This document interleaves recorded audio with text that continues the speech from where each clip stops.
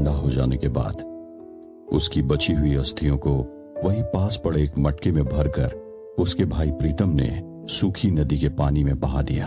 और ऐसा करते ही नदी में बह रहे उस मटके से एक रोशनी निकलकर आसमान की तरफ जाकर ओझल हो गई। यह देखकर प्रीतम बहुत इमोशनल हो गया और रोने लगा। सिद्धार्थ ने उसे सांत्वना दी और वे सभी लोग जल्दी ही उस हवेली की तरफ निकल गए। शाम ढलने को थी और रात होने ही वाली थी। हाथों में मशाल पकड़े हुए चारों लोग हवेली के दरवाजे के पास पहुंच गए। जैसा कि उन्हें काजल की आत्मा ने बताया था, सिद्धार्थ और उसके साथी अपने मन में वैसा ही ठान कर गए थे। लेकिन कुछ ऐसा भी था जो कि ना उन्हें पता था और ना ही काजल की आत्मा ने उन्हें बताया था। दिन भर की थकान के बावजूद वे सभी लोग आखिरकार उस भूता हवेली में पहुंच ही गए। वे लोग उसी पेड़ के चबूतरे की तरफ आगे बढ़े और इससे पहले कि वे वहां कोई खुदाई करने की सोचते, वहां पर अचानक चमगादड़ का एक झुंड आ गया। करीब 50 चमगादड़ों ने एक साथ इन चारों पर हमला करना शुरू कर दिया। पहले मधुमक्खी से चोट खाने के बाद अब चमगादड़ पंजों से उन्हें नोचा जाने लगा। वहां अजीब अजीब सी आवाजें आने लगी। बूढ़े बाबा को समझ आ गया कि दरअसल वे चमगादड़े नहीं थे, वे उसी हवेली में भटकने वाली बुरी आत्माएं थी। सिद्धार्थ ने मशाल से चमगादड़ को डराने की कोशिश की, लेकिन इसका उन पर कोई असर नहीं हो रहा था। सिद्धार्थ, अब हम क्या करेंगे? ये चमगादड़ तो यहाँ से भागने का नाम ही नहीं ले रही है। गौरी ने कहा, बाबा आप सरसों के दाने साथ लाए हैं। हमें सबसे पहले इन आत्माओं पर भी उन दानों का छिड़काव करना पड़ेगा और जल्दी से जल्दी अपने चारों तरफ इन्हें बिखर कर एक सर्कल बनाना होगा। सिद्धार्थ ने कहा, हाँ सिद्धार्थ, तुम ठीक कह रहे हो। हमें अपने और इस पेड़ के चारों तरफ उन दानों को फैलाना होगा, उसके बाद ही हम लोग अपना काम कर पाएंगे। बूढ़े बाबा ने कहा। बाबा ने सबके हाथों में थोड़े थोड़े सरसों के दाने दिए और चमगादड़ के आते ही उन चारों ने उन चमगादड़ के ऊपर सरसों के दानों का छिड़काव कर दिया। ऐसा करते ही वे चमगादड़ वहां से गायब हो गए। लेकिन तभी वहां पर उन्हें एक खौफनाक हंसी की आवाज सुनाई देने लगी। पेड़ के पत्ते जोर जोर से आवाज करने लगे, फिर पूरा पेड़ जोर जोर से हिलने लगा। कुछ नहीं, मुझे नहीं लगता कि हमें ज्यादा डरना चाहिए, हमें आगे बढ़ना चाहिए। एक तो ये भूतिया जगह है, यहाँ तो ऐसी चीजें होती ही रहेगी, सिद्धार्थ ने कहा। लेकिन जैसे ही वे लोग उस पेड़ के पास पहुंचे, उन्हें किसी के गुर्राने की आवाज सुनाई देने लगी। वहां पर वही शमशान वाली बदसूरत चुड़ैल अपना सिर घुटनों पर रखे बैठी थी। वो फिर से जोर जोर से हंसने लगी और अगले ही पल रोने लगी। गौरी और प्रीतम फिर से बहुत ज्यादा डर गए थे। वो चुड़ैल बहुत खतरनाक थी। उसके बदसूरत चेहरे से खून टपक रहा था। मशाल के उजाले में वो और भी ज्यादा भयानक लग रही थी। उसके बड़े बड़े नाखून, लंबे बाल और उल्टे पैर देखकर उन सभी के दिलों की धड़कन कई गुना बढ़ गई थी। इस वक्त उन सब के हाथों में बाबा के दिए हुए सरसों के कुछ दाने मौजूद थे। इसका मतलब ये था कि वो चुड़ैल अभी उनमें से किसी पर भी हमला तो नहीं कर सकती थी।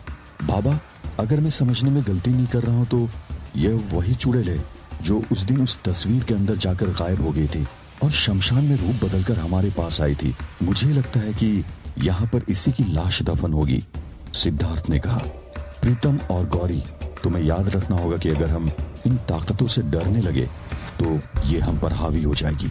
कमजोर दिल वालों पर इनका बस कुछ ज्यादा ही चलता है। लगता है बाबा, मुझे इसके चेहरे पर सरसों के दाने का छिड़काव करना ही होगा, तभी ये यहाँ से हटेगी और इसके हटते ही हमें इस पेड़ के चारों तरफ से उन दानों से एक घेरा बनाना होगा। और अगर इस चुड़ैल ने हमें उस दिन यह खंजर वाली पहेली सुनाई थी तो इसका मतलब वो खुद चाहती है कि उसे मुक्ति मिल जाए, सिद्धार्थ ने कहा। लेकिन सिद्धार्थ, इन काली ताकतों का भरोसा नहीं किया जा सकता। इन्हें पलटते देर नहीं लगती। हो सकता है कि यह हमारा शिकार करना चाहती हो, बूढ़े बाबा ने कहा। अब तक उस चुड़ैल ने उनमें से किसी का भी कुछ भी नहीं बिगाड़ पाई थी, लेकिन क्या आगे भी ऐसा ही होने वाला था? अभी उनके देखते ही देखते वो भयानक चुड़ैल वहां से गायब हो गई।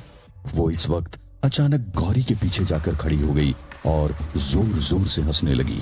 उसकी हंसी सुनते ही गौरी के हाथ पैर कांपने लगे और उसके हाथों से वो सरसों के दाने वहीं गिर गए। इससे पहले कि गौरी वहां से भागकर सिद्धार्थ के पास आती, उस चुड़ैल ने गौरी को पकड़ लिया। उसके नुकीले नाखून गौरी की चमड़ी को नोचने लगे। गौरी दर्द से चीखने चिल्लाने लगी। अब बस वो गौरी के गले पर अपने दांत गाड़ने ही वाली थी कि सिद्धार्थ ने अपने पास के सरसों के दाने उसके ऊपर फेंके और वो चुड़ैल ऐसे जोर से चिल्लाने लगी जैसे कि उसके शरीर में आग लगा दी हो। गौरी बहुत ज्यादा घबरा गई थी। वो जोर जोर से हाँफने लगी। सिद्धार्थ ने अपने बैग से पानी की बोतल निकालकर गौरी को पानी पिलाया और उसे वहीं बिठा दिया। वो चुड़ैल अब भी वहीं पर चिल्ला रही थी, लेकिन इस सब से उस चुड़ैल पर ज्यादा कोई असर नहीं पड़ने वाला था। सिद्धार्थ इस बात को अच्छी तरह से जानता था, इसीलिए उसने गाय के गोबर के बने कंडे पर गुग्गल और लोबान जला दिया। उस धुएं और खुशबू से वो चुड़ैल बहुत ज्यादा बेचैन होकर चिल्लाने लगी। सिद्धार्थ के पास काजल की चिता की राख अभी भी रखी हुई थी। उसने बिना देर किए उसे भी उस चुड़ैल के ऊपर फेंक दिया। ऐसा करते ही वो तुरंत वहां से हवा हो गई। प्रीतम, जल्दी करो, हमें इस लाश को जल्दी निकालना होगा और इससे पहले कि वो चुड़ैल वापस लौट आए, हमें इसे जलाकर उसे भी मुक्त करना होगा। सिद्धार्थ और प्रीतम ने वहां गड़ी उस लाश को जमीन से निकालना शुरू कर दिया। वो लाश बहुत ही पुरानी थी और उसके साथ जुड़ी आत्मा अब एक ताकतवर चुड़ैल में बदल चुकी थी। सिद्धार्थ के लिए जितना जरूरी उस खंजर को हासिल करना था, उतना ही जरूरी उस लाश का अंतिम संस्कार करना भी था। थोड़ी देर खोजने के बाद वहां एक कंकाल के ऊपर रखा हुआ पुराना बड़ा सा खंजर दिखाई दिया। सिद्धार्थ ने उस खंजर को अपने साथ रख लिया। उस खंजर पर लिखा था, आगे की ओर चाहते हो बढ़ना अगर, पुराने तालाब में उतरो जहां है मगर। उस बड़े नीले पत्थर को करो हासिल, मिलेगी तुम्हें आगे की डगर। बाबा, इस खंजर पर लिखी इस पहेली से हमें आगे का रास्ता भी नजर आ जाएगा, लेकिन इसका मतलब तो ये हुआ कि अभी खुलने वाले दरवाजे में मुझे मेरे मम्मी डैडी नहीं मिलेंगे। सिद्धार्थ ने उदास होते हुए कहा। सिद्धार्थ, अब रात पहले ही काफी हो चुकी है। मैं तो यही कहूंगा कि हमें अभी उस चौथे दरवाजे के खुल जाने पर भी उसके अंदर दाखिल नहीं होना चाहिए। बूढ़े बाबा ने कहा। अगर ऐसा है तो आप गौरी को लेकर यहाँ से चले जाइए, लेकिन मैं आगे बढ़े बिना खुद को नहीं रोक सकता। मैं देखना चाहता हूँ कि आखिर इस बुधा हवेली ने अपने अंदर ऐसे कितने राज छुपा रखे हैं। सिद्धार्थ ने कहा। सिद्धार्थ, मैं तुम्हें ऐसे अकेले छोड़कर कहीं जाने वाले नहीं हूँ। बाबा, आप चाहो तो आप जा सकते हो। गौरी ने कहा। तो फिर चलो, मेरे साथ आओ। सिद्धार्थ के ऐसा कहते ही बाबा ने भी वापस लौटने का अपना फैसला बदल दिया और वो भी सिद्धार्थ के साथ हवेली के अंदर जाने लगे। अंदर का हॉल फिर से वैसा ही था। सारे कमरों में फिर से मकड़ी के जाले लग गए थे। जालों को साफ करते हुए वे लोग आगे बढ़े। देखने में ये दरवाजा और सारे दरवाजों से भी कुछ ज्यादा ही लग रहा था जैसे चंदन की लकड़ी पर नक्काशी करके बनवाया गया था। उस पर लगा ताला पहले ही खुल चुका था। दरवाजा खुला तो वहां एक बहुत बड़ी रसोई थी। वहां बड़ी बड़ी कढ़ाई, चम्मच, भट्टियां, चूल्हे और बाकी खाना बनाने के बर्तन रखे हुए थे। देखकर लग रहा था जैसे उस रसोई में हवेली के सैकड़ों लोगों के लिए खाना बनाया जाता रहा होगा। लेकिन उस रसोई के अलावा वहां पर ऐसा कुछ भी नहीं दिखाई दे रहा था जिससे सिद्धार्थ को अपने पेरेंट्स के वहां होने का कोई सुराग मिल सके। वे लोग बड़े ध्यान से वहां पर रखे पुराने बर्तनों को देख रहे थे। उनमें कुछ पीतल के, कुछ तांबे के बर्तन थे। इसके साथ ही खाना खाने के बहुत सारे बर्तन वहां पर रखे हुए थे, लेकिन वे पीतल या तांबे के नहीं थे। वे सोने और चांदी के बर्तन थे। एक बात जो सबसे अजीब थी वो ये कि इतने सालों से बंद रहने के बाद भी उस हवेली में इस्तेमाल किए जाने वाले बर्तन नए बर्तनों की तरह जगमगा रहे थे। ऐसा कैसे हो सकता था? क्या इसका मतलब ये है कि अभी भी उन बर्तनों में खाना पकाया जा रहा था? लेकिन अगर ऐसा था तो वहां खाना किसके लिए पकाया जा रहा था और खाना बनाने वाले कौन थे? जहां सिद्धार्थ, गौरी और बूढ़े बाबा के दिमाग में यह सारे ख्याल चल रहे थे, वहीं प्रीतम के दिमाग में कुछ और ही चल रहा था। उसके लिए ये एक बहुत अच्छा मौका था। उसकी गरीबी एक ही दिन में दूर हो सकती थी अगर उसे वहां रखे सोने चांदी के बर्तनों में से कुछ थोड़े भी हाथ लग जाते तो उसे जिंदगी भर यूं पैसा के पीछे भागना नहीं पड़ता। प्रीतम इससे अपनी बीमार माँ का अच्छे से इलाज करवा पाता और उसके घर की हालत भी सुधर जाती। यूं तो प्रीतम बहुत ज्यादा लालची था, लेकिन वो मजबूर भी था। तो क्या उसकी लालच और मजबूरी उसकी जान पर भारी पड़ने वाली थी? सिद्धार्थ, ऐसा लगता है जैसे इन बर्तनों में आज भी कोई खाना पकाता हो। तो क्या इस हवेली में कोई आता जाता है? अगर ऐसा है तो मुझे लगता है अंकल आंटी भी यहाँ पर अकेले नहीं होंगे, गौरी ने कहा। गौरी, ये तुम कैसी बच्चों के जैसी बातें करने लगी? यह हवेली कई सालों से बंद पड़ी हुई है। मम्मी डैडी ने इसे खुलवाया जरूर था, लेकिन उन्होंने बस सामने के हॉल और बाहर की सफाई करवाई थी। जैसा कि मुझे बजाज अंकल ने बताया था कि यहाँ पर काम करने के लिए वर्कर्स भी तैयार नहीं हो रहे थे, तो फिर यहाँ खाना कौन पका सकता है? सिद्धार्थ ने हैरान होते हुए कहा। जब वे लोग ये सारी बातें कर रहे थे तभी अचानक उन बर्तनों में से आवाज आने लगी। अपने आप चूल्हे में आग जलने लगी। वो कढ़ाइयां उन चूल्हों पर रखी जाने लगी। प्रीतम को छोड़कर बाकी सभी लोग वहां पर हो रही सारी बातों पर अपनी नजर रखे हुए थे, लेकिन उसकी आंखों में सिर्फ लालच समाया हुआ था। थोड़ी ही देर बाद वहां पर कुछ साए दिखाई देने लगे, लेकिन जैसे ही वहां पर छुरी ऊपर उठी उन सभी लोगों की सांसें थम गई। थोड़ी देर बाद उन्होंने देखा वहां पर बड़ी बड़ी मूंछों वाले मोटे पेट वाले धोती पहने हुए रसोइये दिखाई देने लगे। डार्क कॉम्प्लेक्शन की वजह से वे बुता रसोइये बड़े भयानक दिख रहे थे। प्रीतम को अभी यही लग रहा था कि उस पर किसी की नजर नहीं थी, इसीलिए उसने वहां से सोने और चांदी की दो दो कटोरियां उठाकर अपने जेब में रख ली। उसके वैसा करते ही एक हंसी की आवाज वहां पर गूंजी।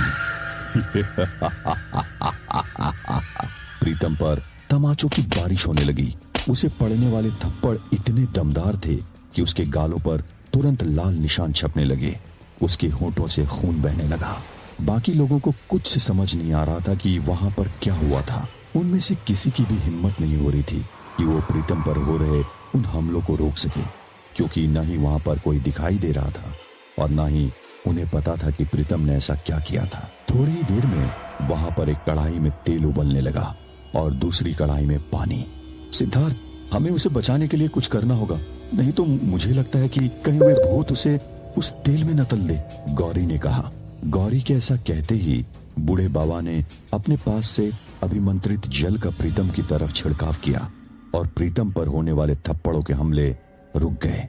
लेकिन यह किसी ने नहीं सोचा था कि थप्पड़ से हो रहे हमलों के रुके जाने के बाद प्रीतम को उठाकर जमीन पर पटक दिया जाएगा।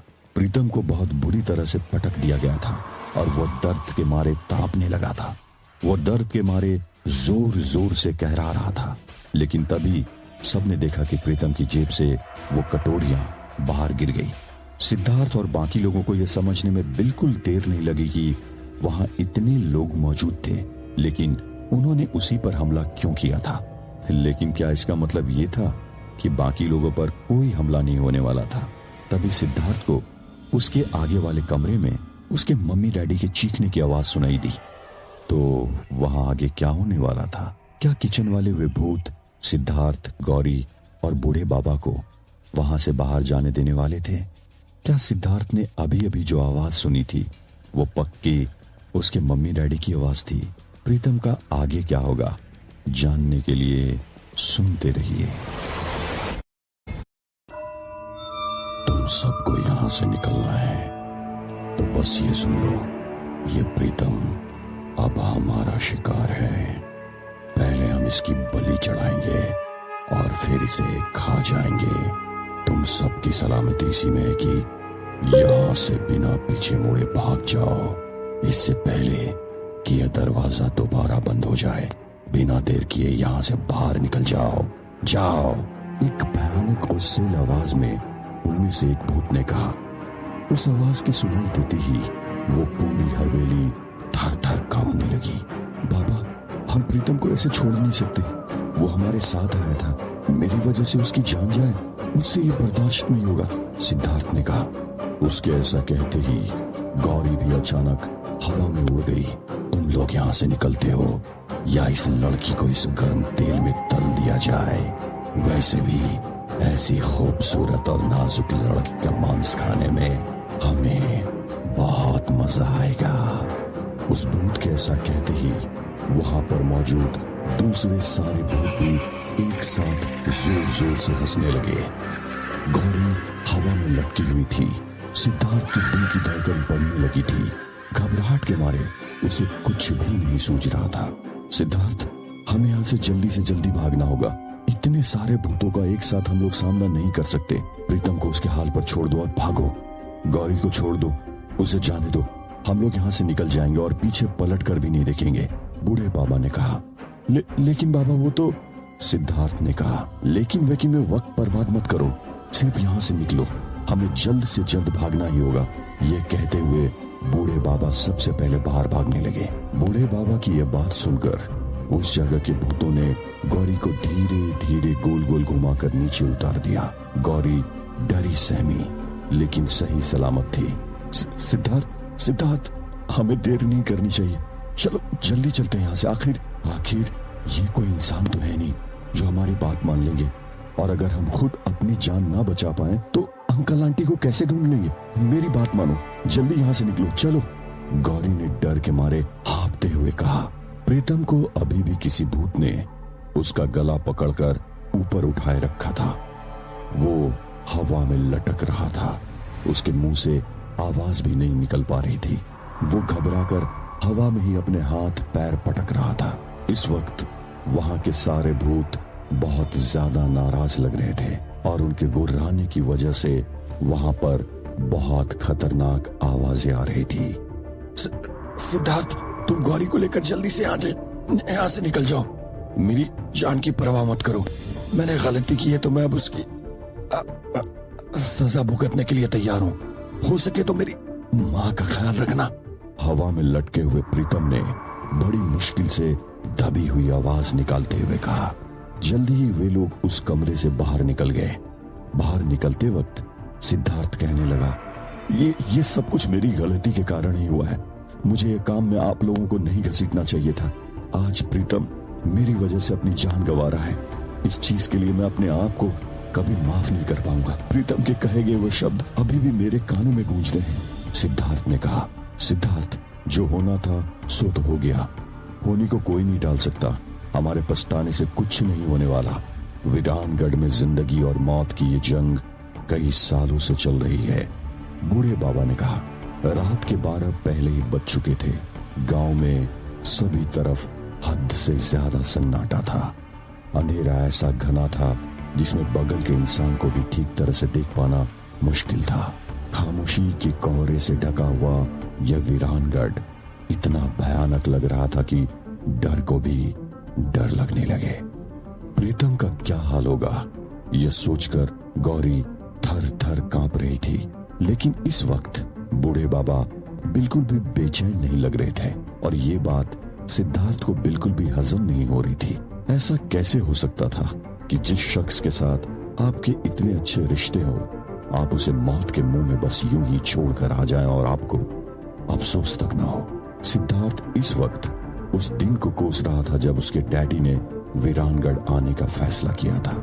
जिस तरह से आज प्रीतम के साथ यह हादसा हुआ था, उससे सिद्धार्थ का खुद पर से भी यकीन डगमगा गया था। उसे लगने लगा था कि कहीं उसकी वजह से किसी और की जान न चली जाए। सिद्धार्थ का मन नहीं मान रहा था। वो ये सोच रहा था कि वो गौरी और बूढ़े बाबा को सर्किट हाउस भेज दे और खुद दोबारा हवेली के उसी कमरे में जाकर प्रीतम को वापस ले आए। लेकिन ये महज उसका ख्याल था, ऐसा कुछ भी होने वाला नहीं था। गौरी उसे किसी भी कीमत पर उस कमरे में दोबारा तो जाने ही नहीं देने वाली थी। तो क्या गौरी ने इस वक्त वो अंगूठी नहीं पहन रखी थी? क्या उसके अंदर इस सब के दौरान हवेली की बुरी आत्माओं का साया नहीं था? दरअसल गौरी ने आज उस अंगूठी को अपने बेड के पास वाले टेबल पर छोड़ दिया था। उस मनहूस अंगूठी की खासियत यही थी कि उसमें छुपी शैतानी ताकत पहनने वाले को कभी इस बात का एहसास नहीं होने देती कि उसने क्या पहना हुआ है। अगर आज गौरी के हाथों में यह अंगूठी रह गई होती तो शायद वे सभी लोग उस हवेली से जिंदा नहीं लौट पाते। ये उन सभी की खुशकिस्मती थी कि गौरी उस अंगूठी को कभी कभार ही पहना करती थी, लेकिन जब भी पहनती थी वो अपने आप में नहीं रहती थी। जहां एक तरफ ये सारे लोग उस भूता हवेली में भूतों का सामना करने में लगे हुए थे, वहीं सर्किट हाउस में डर के मारे मिस्टर बजाज बिस्तर में दुबक कर बैठे हुए थे। मिस्टर बजाज जो हमेशा अपने आप को बहादुर दिखाया करते थे, दरअसल वे बहुत डरपोक थे। अंधेरे से उन्हें बचपन से ही बहुत ज्यादा डर लगता है। अंधेरा चीज ही ऐसी है, हम में से भी ज्यादातर लोग अंधेरे से बहुत डरते हैं। ये और बात है कि हम लोग इस बात को पब्लिकली एडमिट नहीं करते।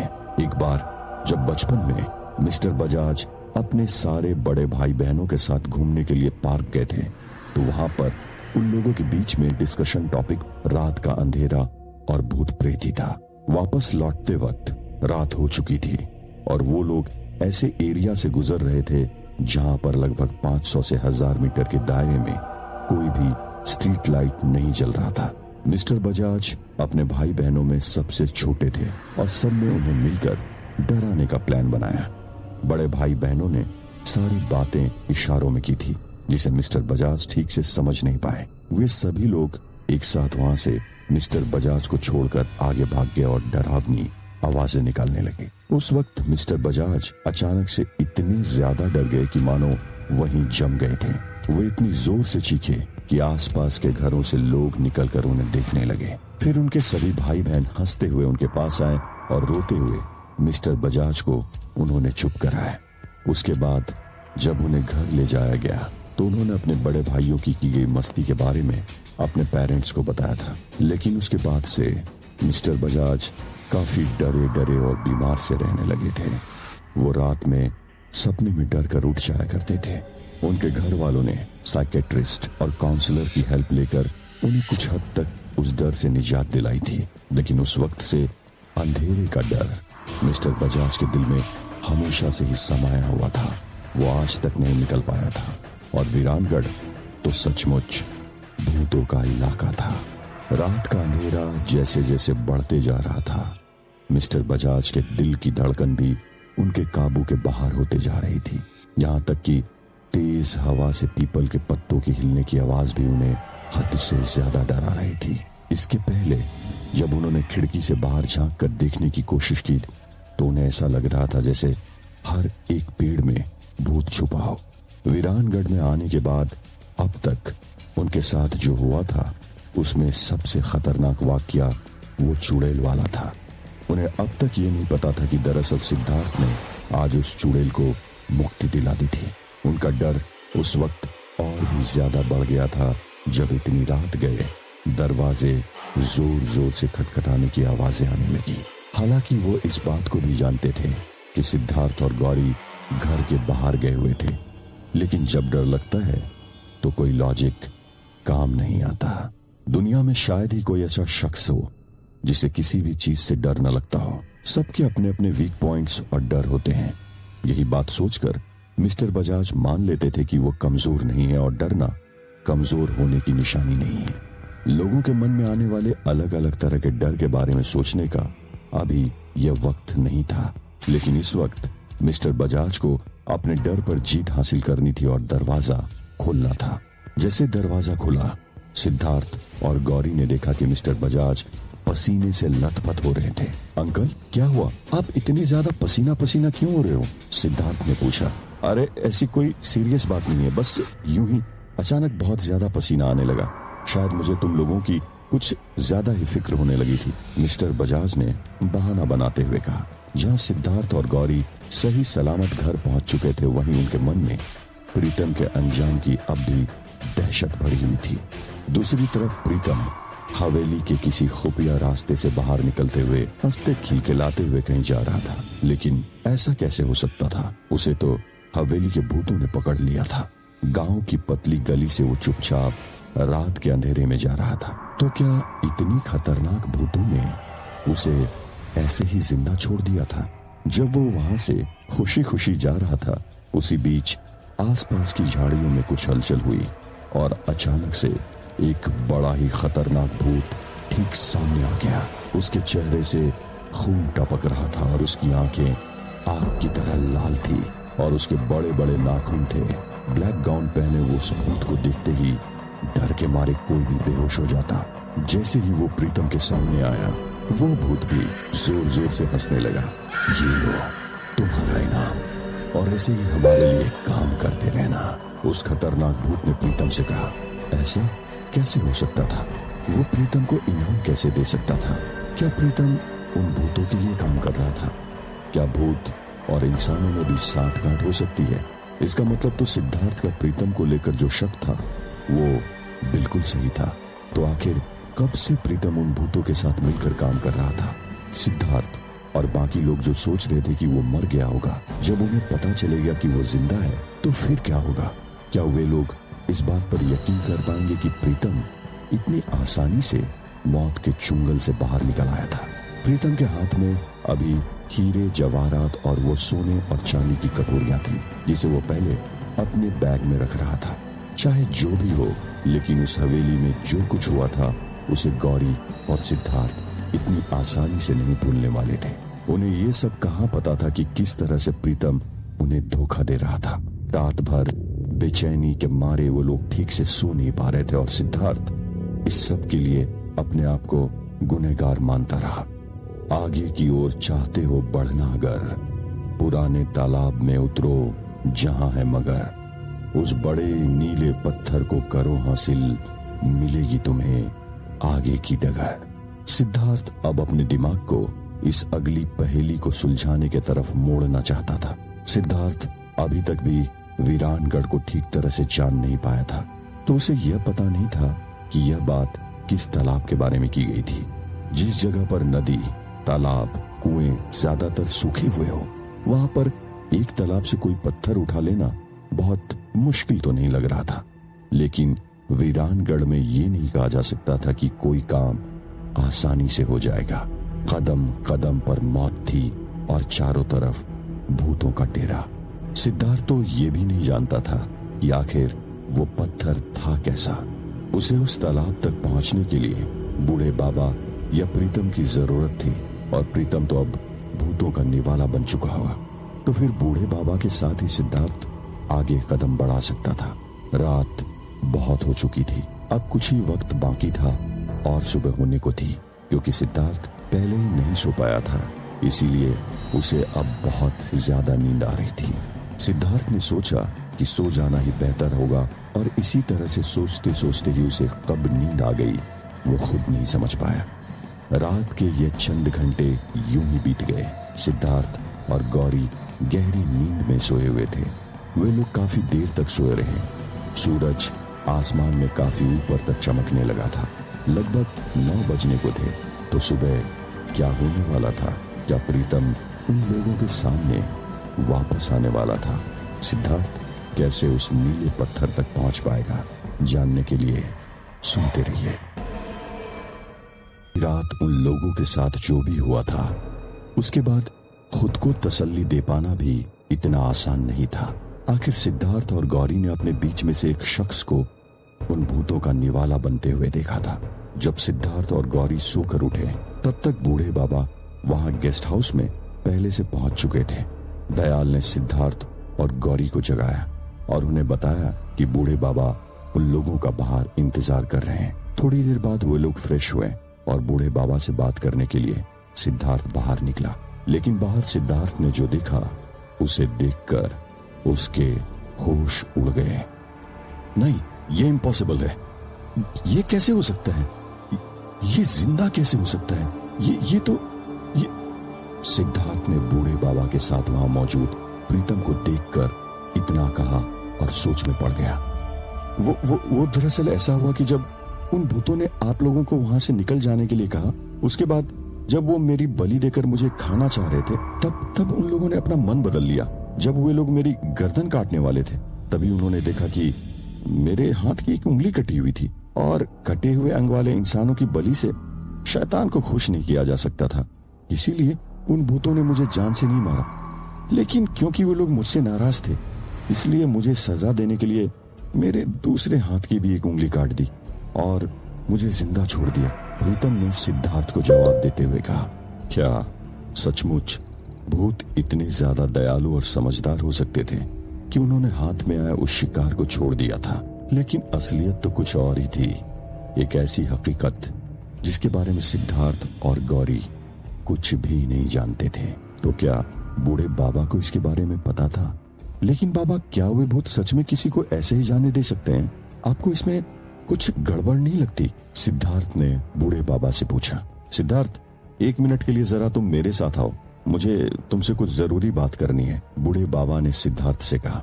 बाबा के ऐसा कहने के बाद सिद्धार्थ उनके साथ एक कोने में गया, जहां बाबा ने उससे कहा, हमें ये बात नहीं भूलनी चाहिए कि गांव के तमाम लोगों से मदद मांगने के बाद भी कोई हमारा साथ देने के लिए तैयार नहीं हुआ था। भले ही पैसों की खातिर सही, लेकिन प्रीतम हमारी मदद तो कर रहा है। अगर हम उस पर इस तरह से शक करेंगे तो आगे ये भी हो सकता है कि शायद वो हमारी मदद ना करे।